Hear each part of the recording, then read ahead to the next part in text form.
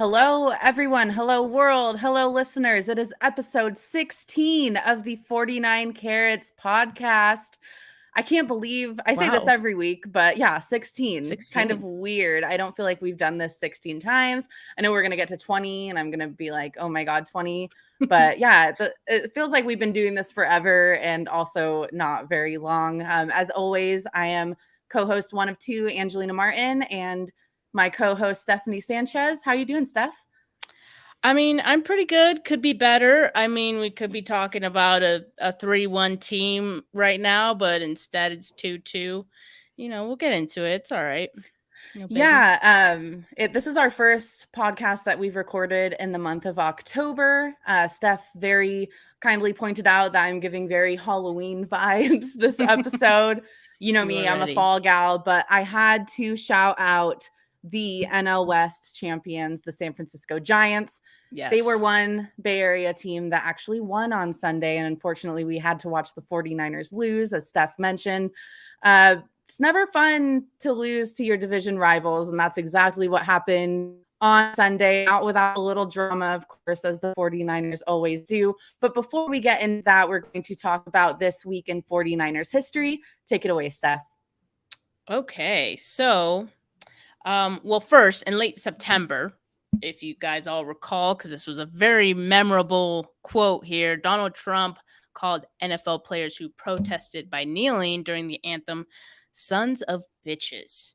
And in response, on October 1st, 2017, 49ers players and players just across the league protested during the anthem. So it was kind of nice to see, all the players get together, no matter where they stood on, this topic. I think they all kind of united to at least agree that they are not sons of bitches. I mean, come on, who says that?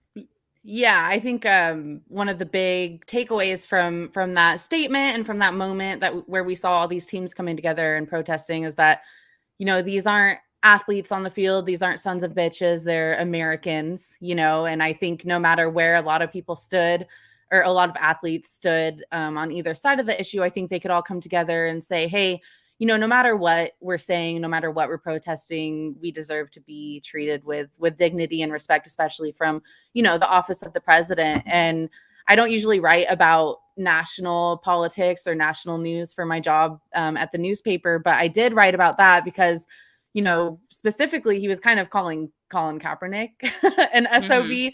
And so, obviously with Colin being from Turlock, anytime the president is mentioning one of your your citizens, you got to write about it. So I specifically remember that moment in history very well.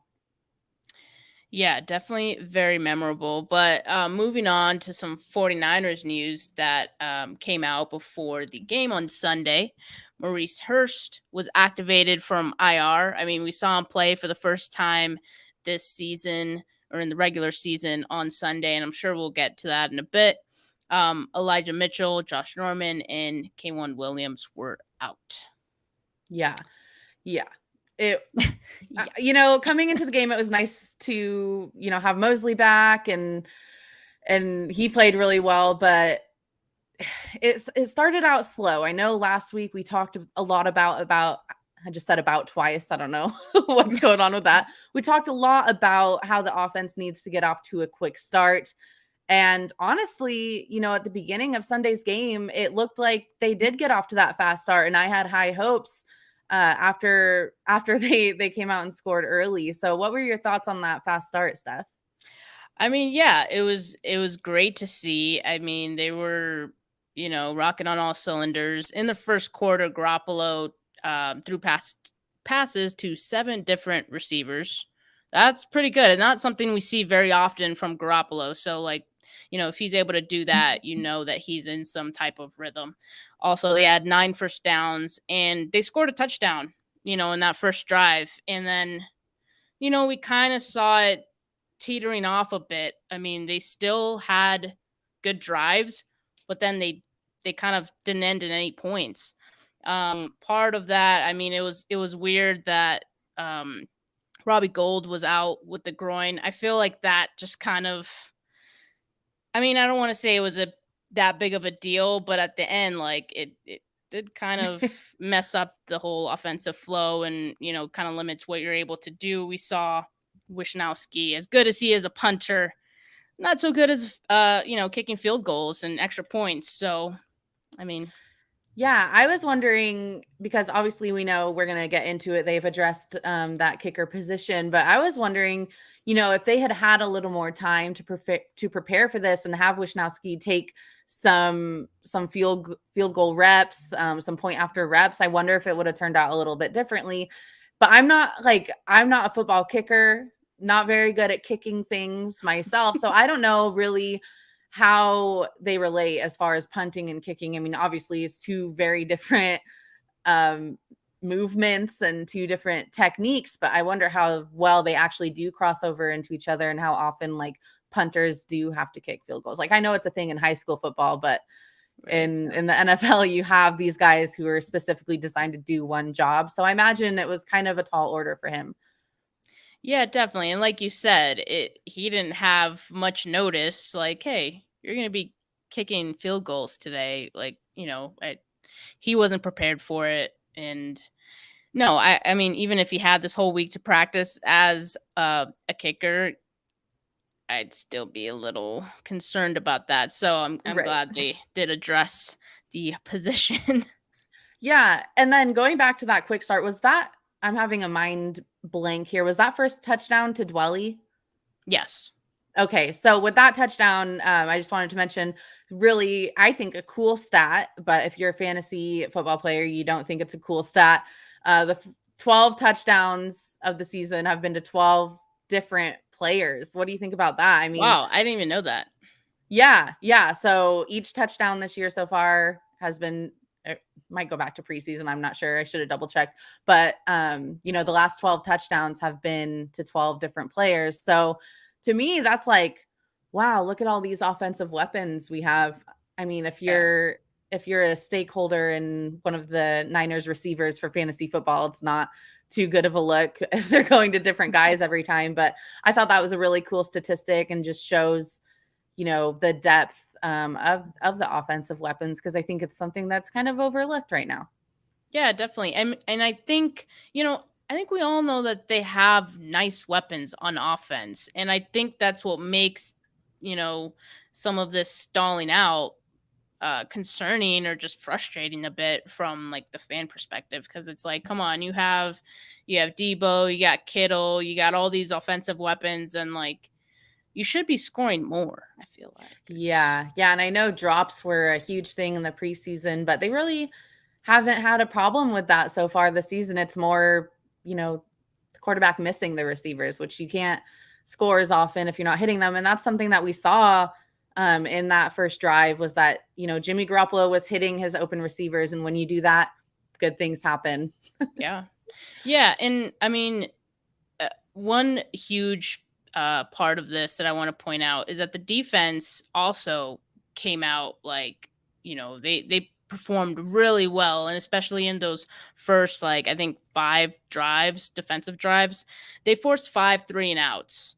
And that's just not something you see every day when you're talking about Russell Wilson and the Seahawks offense. So the fact that they were able to do that and the offense wasn't really able to capitalize on those opportunities was really disappointing. And I don't know. I mean, I'm not really sure who to blame. I know a lot of people are blaming Garoppolo. I know a lot of people are blaming Kyle Shanahan.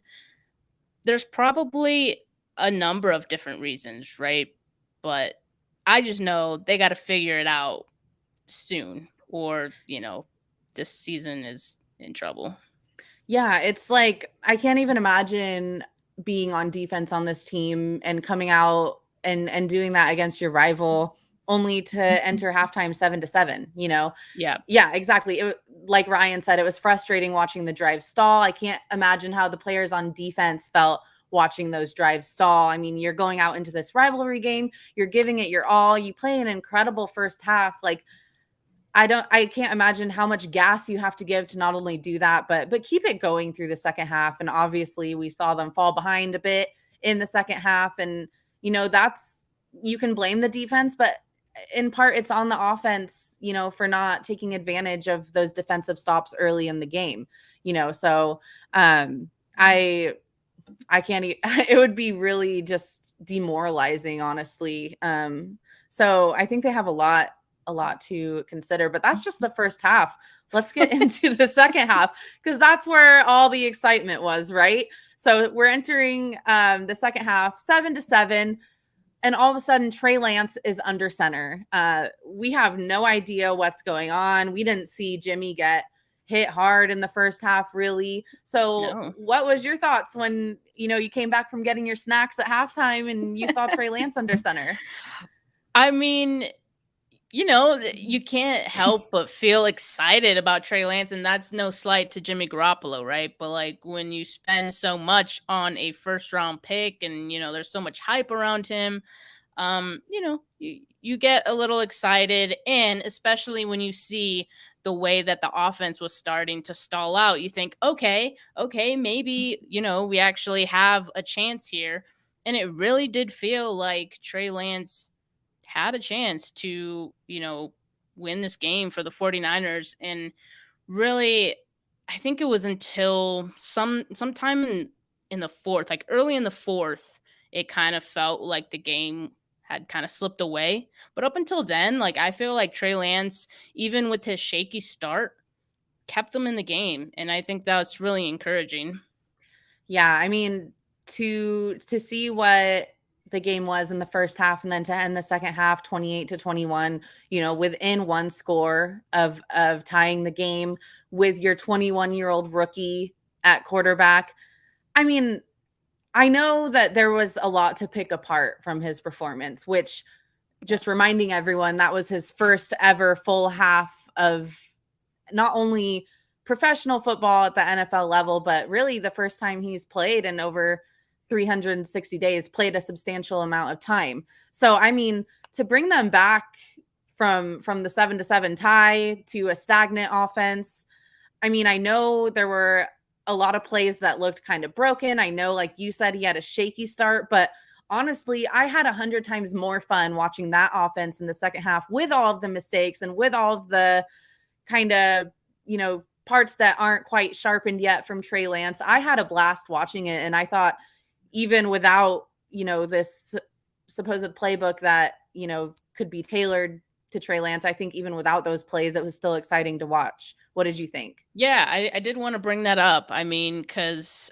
Shanahan did say that the game plan was not built for Trey Lance. And I think that was part of the reason that during the offseason, so many people were kind of thinking or hoping that the team would move off of Garoppolo and bring in a veteran that was more similar to Lance's playing style, because then you can have a game plan that works for both of them. In this case, they're so vastly different and have different strengths that, as we saw, like Trey Lance had to go out there and, play under Garoppolo's game plan, which, as we saw, was not tailored to him. And I mean, it was pretty obvious. And again, like he's a rookie, so having, I think, this full week of practice coming up and just having the offense tailored to him will be very beneficial to him.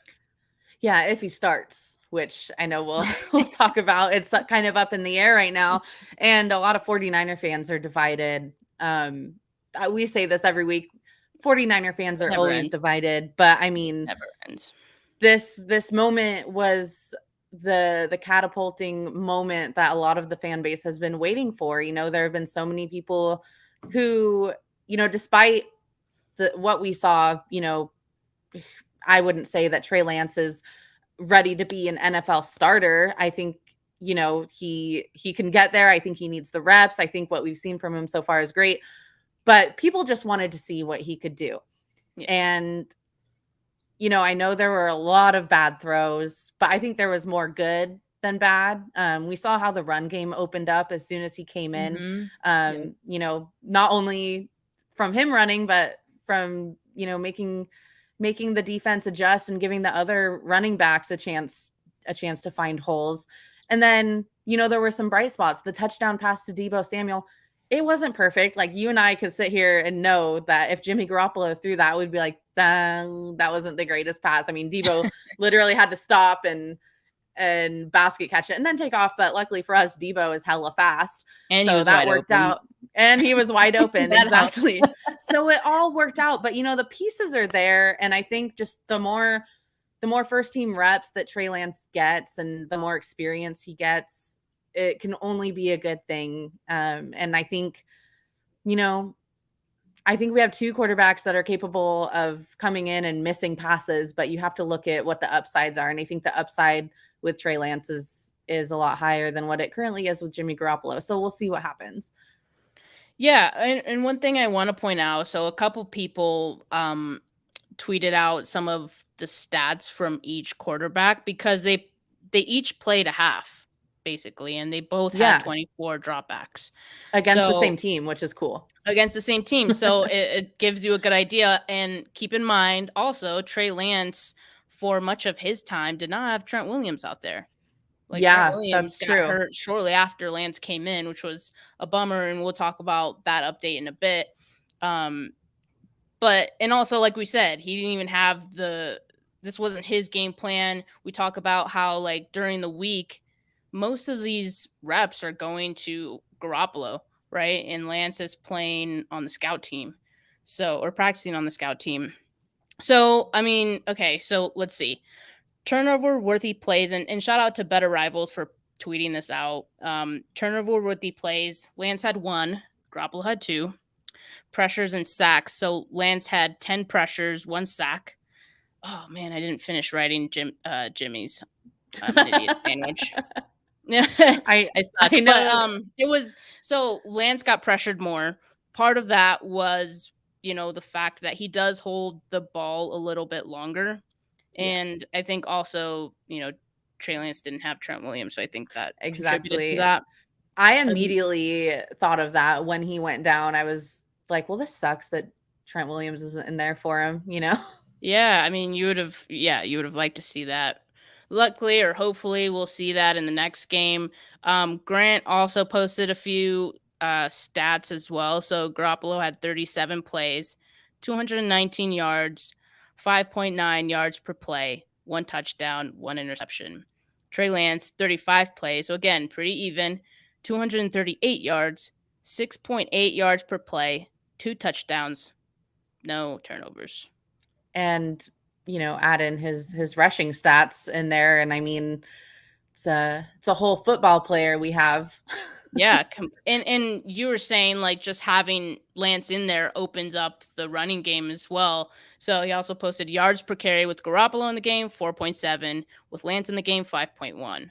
So Yeah, and one really telling stat and stats that I have trouble with is Jimmy threw an interception that game. And I know Trey Lance threw a lot, and I know he missed big, but he didn't throw any interceptions. And I mean, when you're only scoring 7 points, when you're Jimmy Garoppolo and you're in the first half and you're only scoring 7 points, you can't afford those turnovers because I'll luckily they didn't because the defense was on their A game. But a team like the Seahawks, if you give them a turnover, their offense is capable of taking advantage of that and usually scoring on the next drive. So they got lucky there, but the turnovers are definitely an issue. And I mean, you saw the final stats of the game. The 49ers led in almost every offensive category, yes, but except turnovers. I wanted So to I wanted to point that out really quick too. So someone tweeted like the full stats of the game, and here, really quickly, I'll pull it up. And for like our audio listeners, I'll try to um I guess describe what's on the screen, but pretty much total yards. I mean, basically what Ange said, like the 49ers led in every like offensive category, I think, except for the turnover department. And I mean, that's going to hurt you in the end. Also, like, one thing I think we'll talk about in a bit as well. Oop, I don't even know. I'm sorry. One thing we'll talk about in a bit as well is the penalties. Like, yeah. and how much that really contributed to this loss as well. I believe they said this during the broadcast that the 49ers secondary has the most penalties out of all the NFL secondaries. Do you remember them saying that? Wow. No, I don't remember, but If it that would wasn't the not most, surprise they're me. up there. I don't Yeah. remember. I should take better notes during the broadcast, but I was like, yeah. And I mean, yeah, the defensive penalties hurt really bad. Yeah. PI calls hurt really bad. I know it's most of the time you're deciding between a PI and a completion for the other team, but no one wants an automatic first down. So I'm gonna share one more thing. This one from Jordan Elliott. I feel like we share okay. something that Jordan tweets like weekly at this This point. is this is what they said on the broadcast. I was wrong. Okay. This is the stat. Yeah. Okay, so for audio listeners, Jordan's tweet says the 49ers have been called for a league leading 8 defensive pass interference penalties this season. Over the last 2 games, the 49ers have given up 4 automatic first downs on DPI calls that have gone for yardage gains of 25, 32, 24, 23. All were on third down. Oh, that's so bad. And shockingly, they've lost the last 2 games. Shocker. Yeah.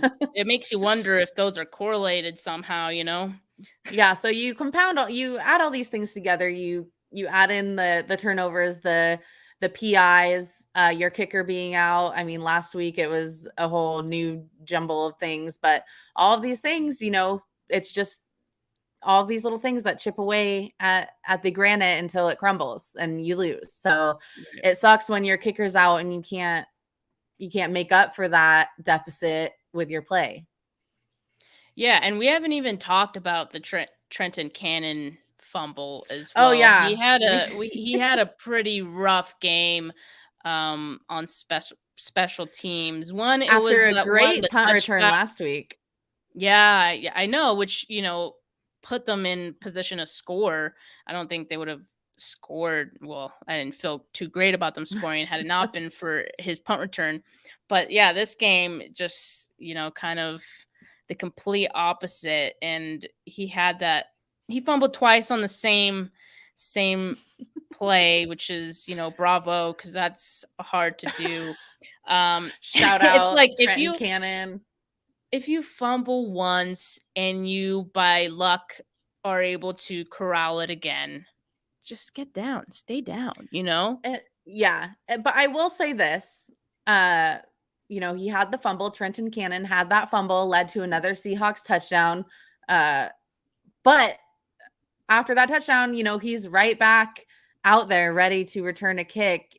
And that just goes to show, these NFL players, they have to shake it off so fast. And I mean, I'm pretty sure I'm not pretty sure he didn't fumble on the next kick return. So, shout out to him for overcoming that fumble and having to go right back out on the field because I mean, at least me, I was thinking, oh my God, I hope he doesn't fumble again. Like that would be tragic.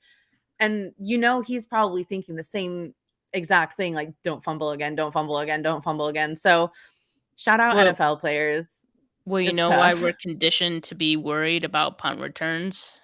No, don't bring it up. And yeah, I didn't even have to say the name, on. and we've moved on. Kyle Williams. Kyle Williams. Thank you. You know what? If anything, San Francisco 49ers legend. Infamous. Anything, yeah. If anything. So after that fumble and after the touchdown, it was 21-7. And, we're like, GG's, good game. It was fun. Now let's just watch Lance do whatever he can do. And by that point, 5 minutes left in the third quarter or so, however much was left, I was like, what we've seen so far isn't that great, but he pulled it together. He connected with Deebo Samuel for that touchdown that we were talking about, put them within 2 scores. I'm not good at math. 1 score, put them within 1 score because it was 21-13 after. Isn't that 2 technically? Yeah. Okay. Yeah. Because they missed the kick. Well, actually, no, because they could have done a 2-point conversion. Right. That's something to talk about later. Yeah, it was 21-13 after the Deebo touchdown. Yeah, and we know it ended up being 28-21. That was the final score. How about going for the kick on that second touchdown, going for the point after? What do you think? That was stupid. Especially after Not then gonna lie to you. the next touchdown, the 2-point conversion was flawlessly executed. So it's like, what? There's a couple things that I want to talk about, and I guess like it'll probably segue us into the Twitter tizzy, right? But Yeah. so that decision to go for the kick when you don't have a kicker kicking, like it's your punter, for Christ's sakes. Maybe, I mean, you think he's a 4th round punter, so he must be the exception. No. I think they could have definitely gone for it. Also, there was that, I think it was 4th and 2, where they had Debo, I think it was a sweep. I mean, they had Debo run to that side. Pretty much everyone was on that side. It was on the shorter end of the field. It seemed very predictable. Do you remember which one I'm talking about? I feel like yes, but I'm gonna say no because I'm not 100% sure. Like, if you're gonna go for it on 4th and 2, you better be like more creative than that. Yeah, it just seems like we're not seeing what we're used to seeing, and I don't know if that's because the offense is limited with different players. To me, I don't feel like the offense is any more limited than it's been in the past, so it's really Right. really confusing. And they also attempted to kick a field goal earlier in the game, Yeah, which like exactly. And I mean, I if get you're it, but I don't. yeah, I mean, if you're in position to kick a field goal, that's a great position to go for it. I mean, I think, oh, man, I could be wrong on this, but I think it was like a 4th and 6th. If I think it I'm was 4th and 8. okay, it was 4th and long, so like I We'll get say it. 4th and 7. Go in the middle. Compromise. Um, but so from that standpoint, I get it. If gold was out there, I would get it even more, right? Right. Right. But Exactly. So should we get into the Twitter tizzy? let's do it. Let's do it. Why Okay. not? So if you haven't been on twitter.com following the loss on Sunday, first of all, don't blame you. It's a hellhole. It's a hellscape. I want out. Uh, so a lot of people are talking about our dearly beloved Kyle Shanahan and whether or not he should be fired. That is what the conversation on Twitter is. We have people calling for Kyle Shanahan's head after the 49ers fell to a 2-2 record week 4. What are we doing? I get the criticism. I understand questioning so Yeah. much of what has happened since, hell, I'll go all the way back to April, you know. Mhm. I think there's a lot we could talk about in terms of how this team is being led right now and if it's the correct way to be leading this team. But Steph, do you think that Kyle Shanahan should be fired after this season? Or I don't know, maybe people are even thinking fire him now. Like honestly, I don't even know what's going on.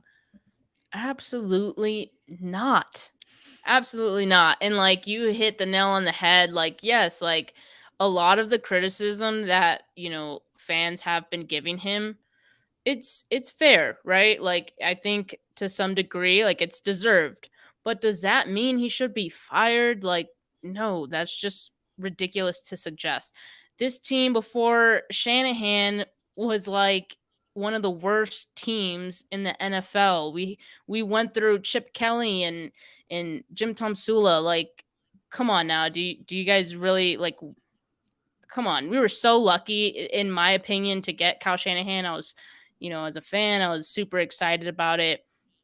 I do think at this point, I mean, he's a better offensive play caller than he is a head coach, right? Is that fair? That's not harsh, is I it? I think that's a fair criticism. I'm not gonna say if I agree with it either way, but I mean, we can just look at some of the ways that different players have been handled, different coaching decisions have been handled. We've already had plenty of qualms just through 4 weeks.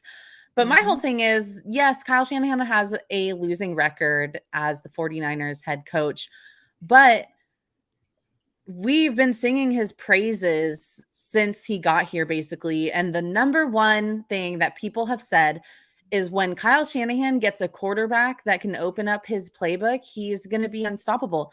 We haven't even got there yet. We're Yeah. just now like opening that novel, that book, that fairy tale, hell, let's call it at this point. We all want to see the happy ending. And, granted, I think there's been some fumbling of this situation that dates back to training camp. I think that Trey Lance should have been getting first team reps. I think we should have had a backup quarterback that's prepared to take over the starting role. Not 100% sure if we have that in Trey Lance right now, but that's no fault of his. That's because he hasn't been given the chance to develop as a starting quarterback. So why are we I understand the frustration. I understand that we're in the situation right now with an injured starting quarterback and a rookie backup quarterback that might be in over his head because of Kyle Shanahan. But let's not close the book and give up on it yet. I mean, come on, guys. Like, let's let Trey Lance develop. Let's see what the future holds for Kyle Shanahan and his hand-picked draft selection. I think everyone wants things to happen like this, and it's not happening like this. And so people are understandably frustrated. But that's just part of being a football fan. I mean, how many fans are as lucky to have a team like this to root for and a coach like this to root for? I mean, we could have Urban Meyer as our head coach. Kyle Shanahan could be out there grinding on chicks at the bar after. Did they lose? Did the Jags lose? They lost, right? Yeah, they're 0-4. Yeah. So at least Kyle wasn't out at the bar ditching his family to go grind on some chicks. It could be worse. People need to realize it could always be worse. And we've been through the worst. We've been through that worse. So why are we trying to go back? I mean, I think people are just getting a little ahead of themselves. Again, the criticism, 100% warranted. I think with better planning starting months and months ago, this team could be much better than 2-2, but I don't think it's time to pull the fire alarm yet. Yeah, I agree. Let's take it week by week. I mean, I shouldn't expect much coming from the fan base that cheered, we want Carr when Alex Smith was doing bad. And, where's Carr now, Yeah. And admittedly, I was one of those fans that was like, over it. But that was a long time ago. I'm a different person now. So, yeah, no. 110%. I feel like I was going to, last week, it was either last week or the week before where we talked about if Kyle Shanahan should be in the hot seat. Absolutely. Yeah. I mean, there's a difference between someone being in the hot seat and you questioning some of their decisions as opposed to, calling for their head. And I think I don't want people to get confused. Like, well, you were just saying, in your last episode that we should be questioning him. Yeah, dude, everyone should be questioned all the time. Every single person on this earth should always be questioned. And the only way that you're not going to be questioned is if your team is going out and scoring 50 points a game and you're 4-0. Yeah. Yeah. Like Cliff all right. Kingsbury. Which is funny because Cliff Kingsbury, we've been talking so much shit about him and look at him 4-0. Yeah. Well, we'll get into that because we all know what's coming. And we saw the Cardinals-Rams game, which was terrifying. But let's go in. We just felt like I just got this negative vibe talking about the Twitter tizzy. Like, let's move into some positives. What are the silver linings from that loss to the Seattle Seahawks? That sounds funny to say, finding silver linings from a Seahawks loss, but let's do it. Okay, it seemed very bad and frustrating because, like, when you think about the team losing 2 in a row, it's like it does feel like the sky is falling. But how me and Ange do, like, after feeling so, all our emotions are like at the surface, once the game ends. But, after a day or so, I watched the game over and I was like, you know what? Like, it wasn't that bad. Like, could be worse. It could be. And, like, I don't know. I don't want to sound like a homer, but, like, they really could have won this game. And, like, sure. Yeah. We can say that about a lot of games, right? I mean, if you just point at all the things that went wrong, but They could like have won that. They could have won that. Could have won the Super Bowl. Hell. but like just considering the circumstances, I mean, like Jimmy Garoppolo getting hurt, Trey Lance, the backup, who the game plan wasn't even made for, going in and having to play against a division rival, Because why um, should you plan for your starting quarterback to get hurt? who is always hurt. Like, why Sorry, would you do Kyle. that? Why would you do that, right? But You're still on the hot seat, fool. Okay. no, like even Trey Lance, like he could have like won this game, and I think that's really encouraging. I mean, I don't know. I'm not ready to panic. I mean, I think some of our concerns. Remember, in our last episode, we talked about some of our concerns and overreactions. I think one of our concerns was the cornerback depth, right? Yeah. We were Corners. terrified for this game. Personally, I thought DK So Metcalf was going to have game of his life. yeah, we were really so afraid. And so one silver lining was Emmanuel Mosley. And just all together as a whole, I think even Drake Kirkpatrick did not play badly himself either, you know? Yeah. And so that's why I'm not ready to panic, because I feel like some of our concerns from the previous loss have been subdued a little bit. And Yeah. also like the slow start, we talked about that. They started fast. They couldn't, you know, Improvement. I mean, that is improvement. I don't know. It is. You'd like to see some more scores, but I don't know. What do you think? What are some silver linings for you? Yeah, I think you hit the nail on the head. Like that game ended up being really interesting at the end. I mean, when you're doing an onside kick at the end of the game, things are usually pretty interesting. So, Trey Lance was able, despite all of his shortcomings, despite, I'm sure he was like crapping his pants when he went in. I mean, I would be, not to say that he's not a professional way more than myself, but all those things considered, all of the hype around when is he going to start, when is he going to play, the expectations for him were so high by so many, so low for so many, that I think for him to come out, make it a 28-21 ball game, like hats off to him. It could have been so much worse. So I think that's, like you said, one definite silver lining. Mosley was just kicking ass all game. It felt like the cameras were on him for a lot of the game, him hopping up after breaking up a pass, hyped up. So that was amazing to see, because again, like you said, another area of concern that, turned out this week. It's like, oh, maybe not. Deebo Samuel just continues to kill it.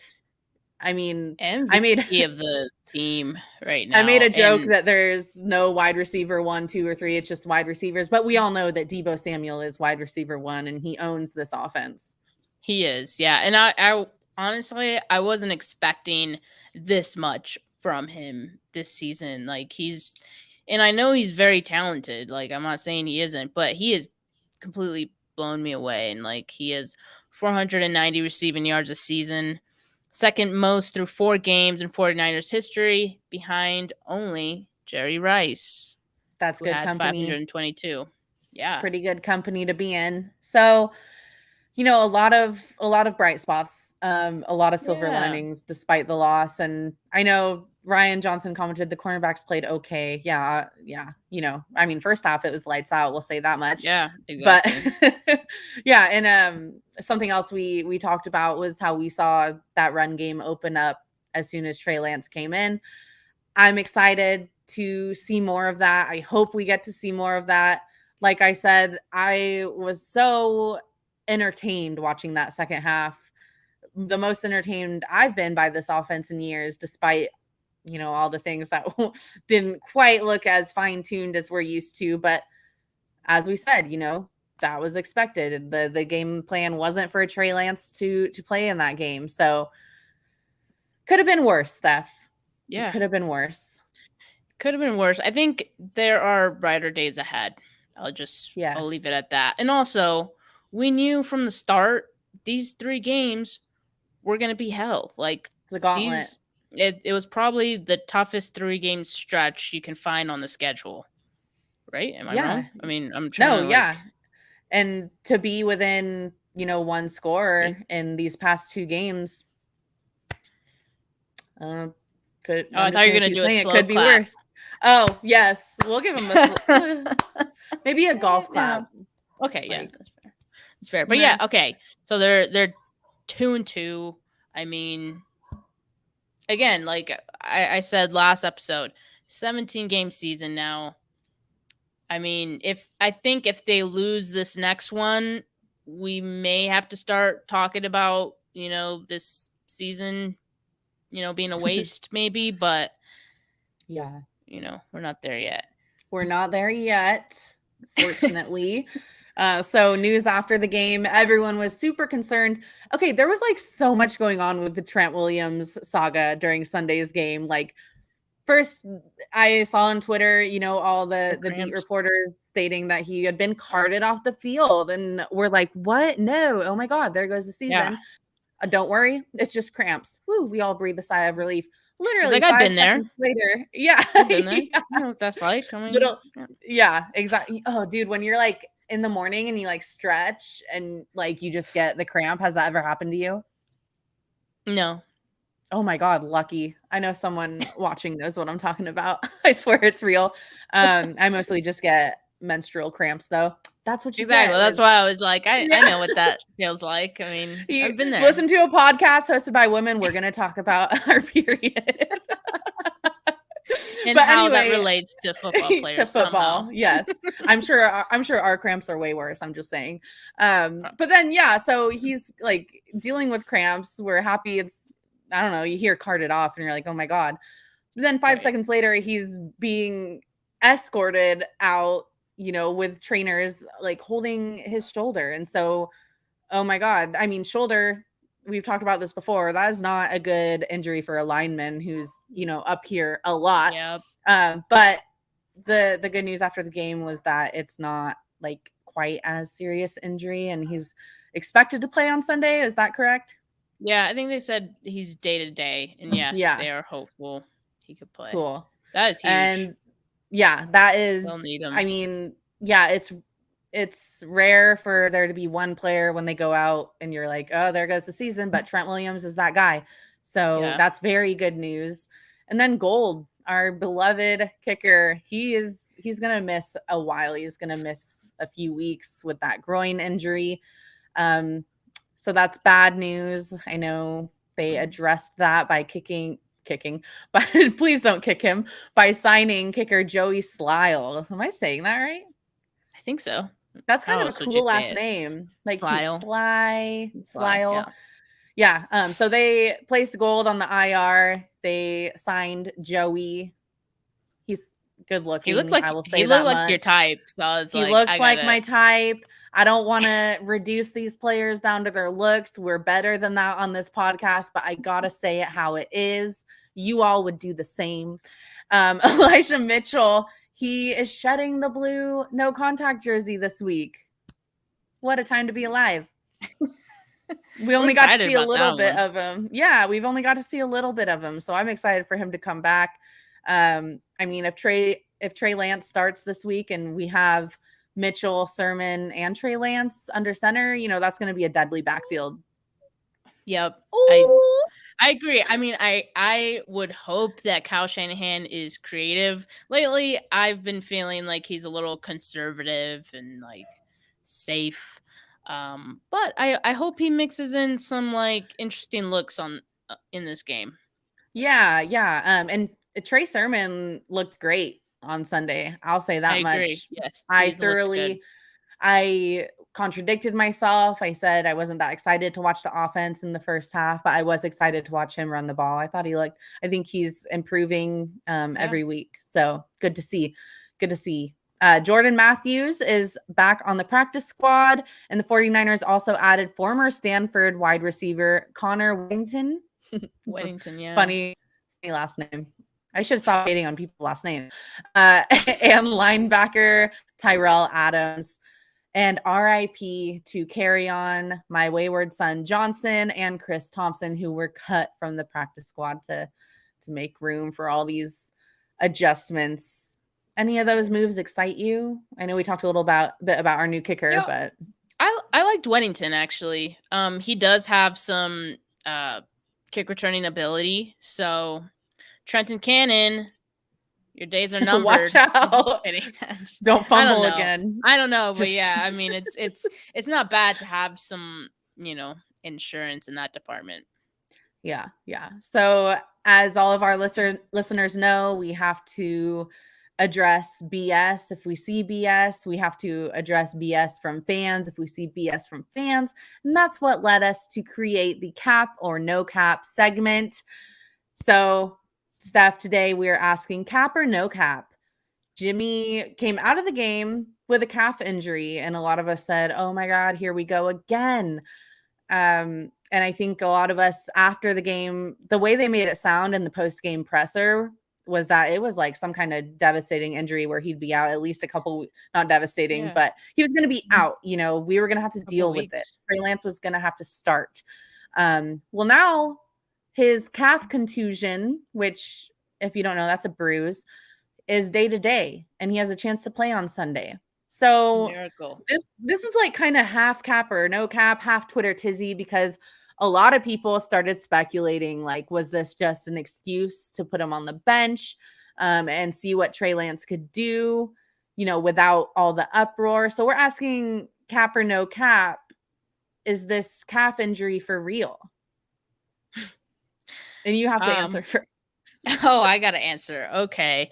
Um I'll be honest, I didn't see the play in which he got hurt, and I don't even think the broadcast caught it. Like, Yeah. because usually, they'll once they find out about an injury, they try to look back and see like where it happened, and they never did that in this game. So I'm not sure when it happened. Um but I say no cap. I think he did actually hurt his calf. I mean, we've seen or we've heard Kyle Shanahan's comments based on or about Jimmy's injury and just about Jimmy in general. Like Kyle Shanahan loves Garoppolo, which Yeah. I mean, at least in his comments, that's what he makes it seem like. Like he really likes this guy and he will start him if he's available.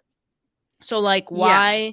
why would he not want to? Yeah. I think week 4 tie ball game would be a weird moment to suddenly decide to pull Jimmy Garoppolo if you hadn't done that the previous, let's say, 2 weeks, because I don't think the week 1 win was that terrible. I know week 2 a lot of people were calling for Jimmy's head.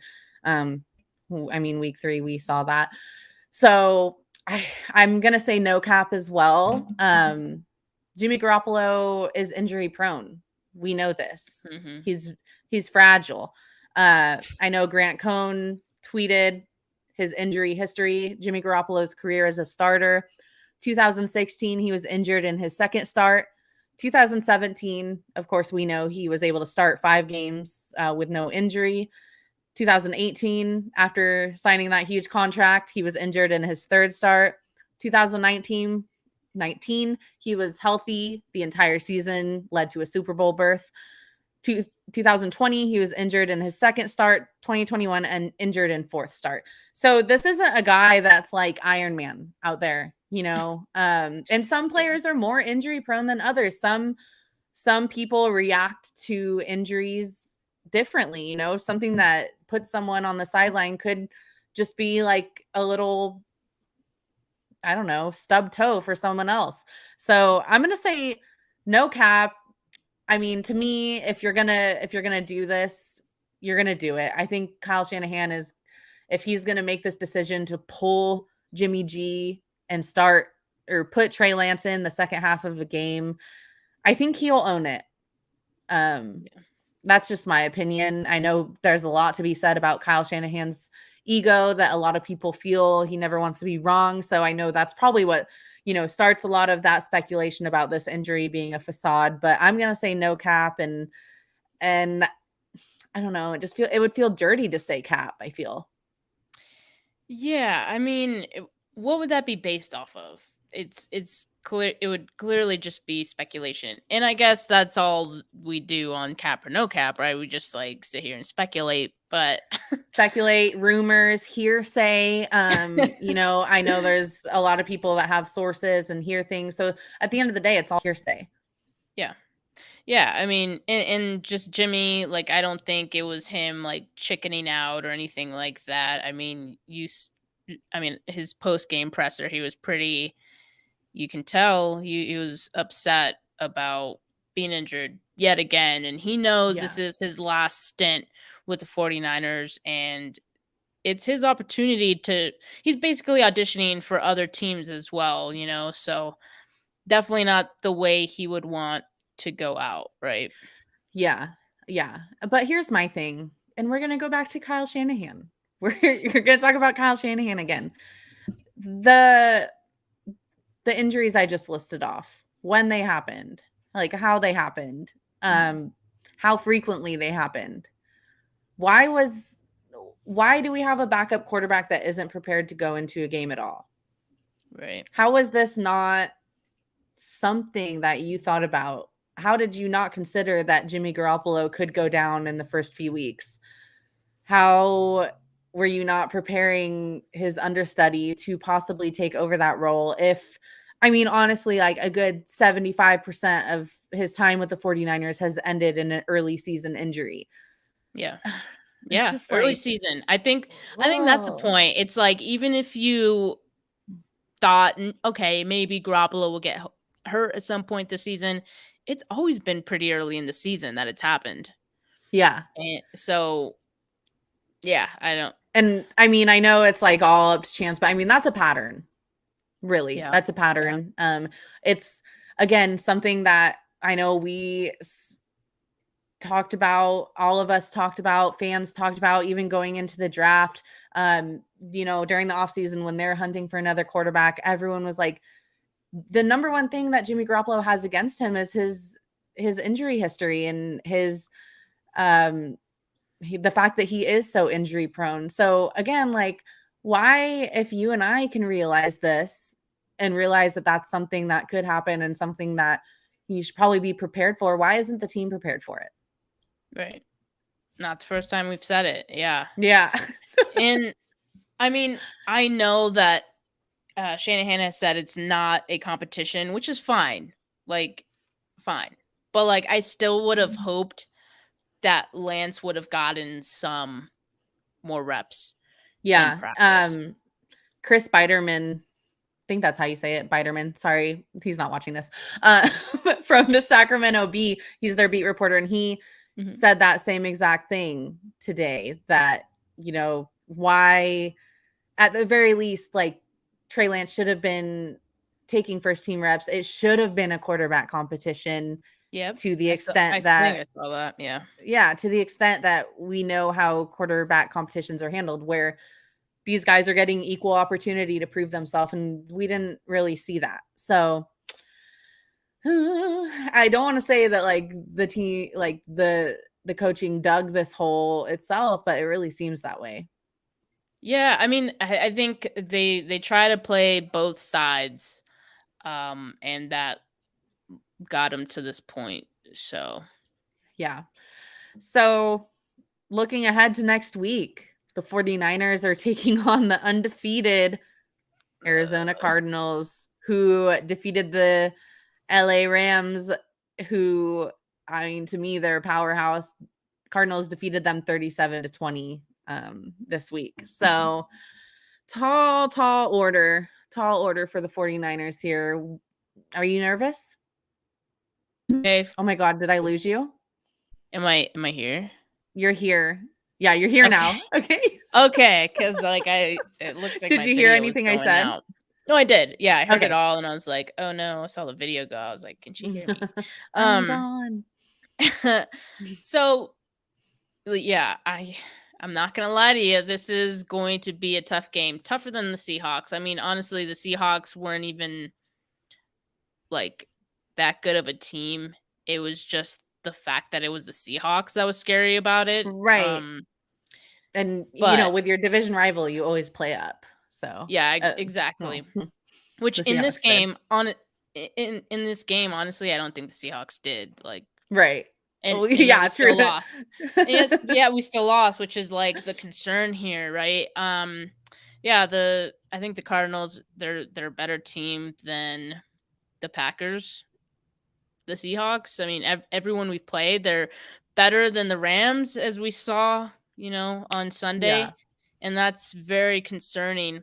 The only, like, I think the only, and I don't want to say it. Okay, I don't want to say it's the only chance, but like one of the things that I think the 49ers have to really hope is that they used up all of their energy, emotional and physical, on beating the Rams, Yeah.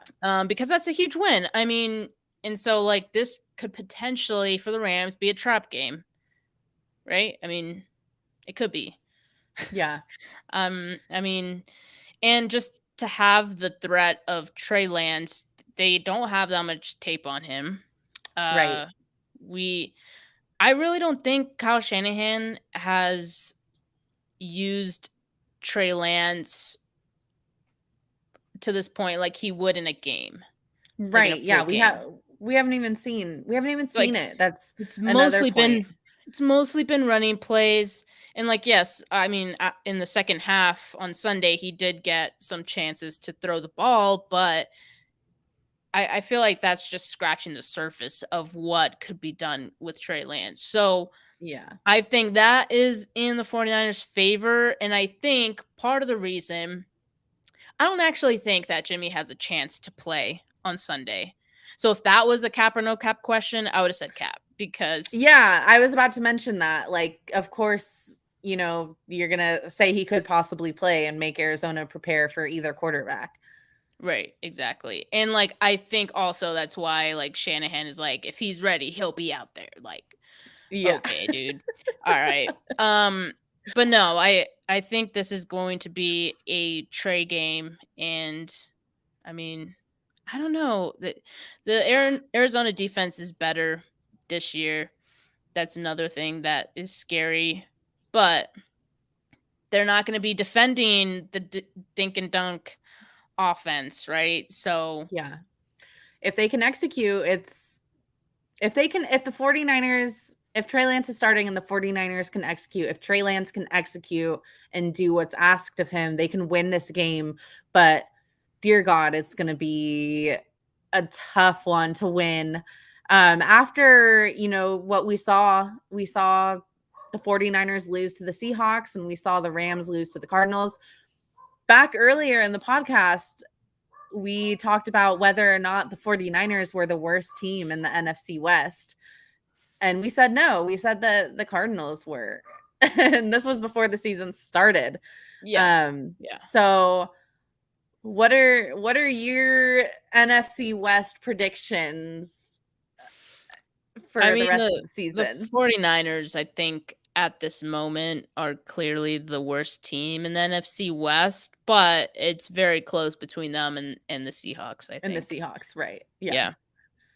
And I don't think those comments like before the season started They don't count. were I mean, I think they were true at that Yeah. moment. I mean, Well, yeah, you if have to Mosley account for was healthy, if injuries. Barrett Yeah. was healthy, like, yeah, that those two alone make a huge difference.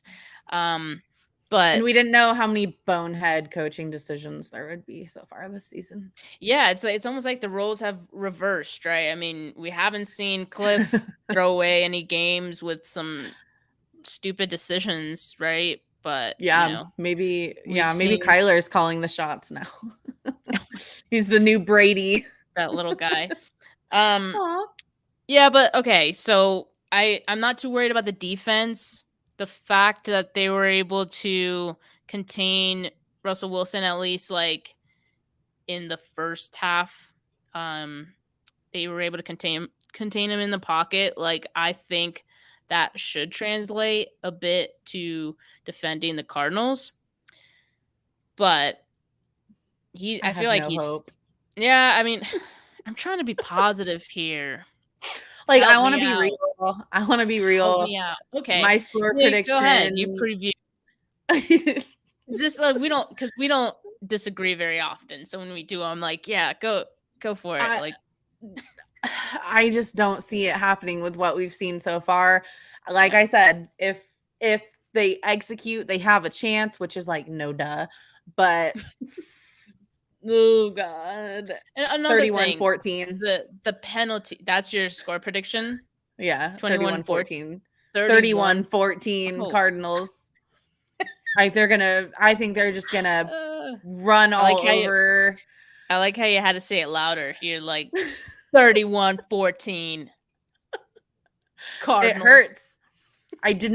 This was not my prediction coming into the season when we predicted the schedule. So it hurts. It hurts. I hope they win, of course. Like, I'm a fan. I think they can win, but I just don't think they're going to put the pieces together to win. Yeah. I mean, a lot You of can things have. disagree. No, I mean, I agree. I know that it is a uphill battle. A lot of things are going to have to go right. They have to be mistake free. Yeah. And I don't know if they can do that based on everything we've seen All the these mistakes we've past 4 seen. weeks. Yeah, no, for sure. I Yeah. mean, the PIs alone, like, Yep. what are Yep. we even doing, man? If they can clean that up, yeah, I'll give them a shot. But Yeah, those are well, pretty damning. I'll tell you what, there's a world of a difference between 3-2 and 2-3. So for the sake of the Exactly. season, I hope they pull it out. It's not going to be easy. If they pull this one off, obviously win of the year so far, could be a turning point in the season. We'll Yeah. see what happens. Yeah, definitely. Turning Yeah. point. Well, I mean, that's what yeah. they need. That's what they need as a turning point, and that can happen with just one play. So, we'll see how Sunday goes. We got an early afternoon game. I have to work that morning, and then I'm gonna rush home to be home in time so we can talk about it next week. Before we sign off, I mean, we've been here perfect about an hour. Is there anything else you wanted to say, Steph? Not much. I just want to say that the sky isn't falling right now. Doesn't mean that Yet. it yet. Doesn't mean that it won't. But hang on. Hang on tight, you know? Hang on tight, everyone. We're in this together. We shall overcome. Let's go, Niner gang. All right. Thank you so much. If you wasted an hour listening to us, I'm so we sorry. appreciate you all so much. I just botched that sentence. I'm gonna start over again. We appreciate you all so much. Be sure to follow us on Twitter at 49K Pod. Subscribe to our YouTube channel, which is at Stragosaurus. That if you don't know what that means, I don't either. It's Steph's alter ego. So subscribe at Stragosaurus. Subscribe to us, 49 Carats Podcast, every single streaming platform you could ask for. And again, thanks for listening, and we will see you guys next week. Cool. Peace.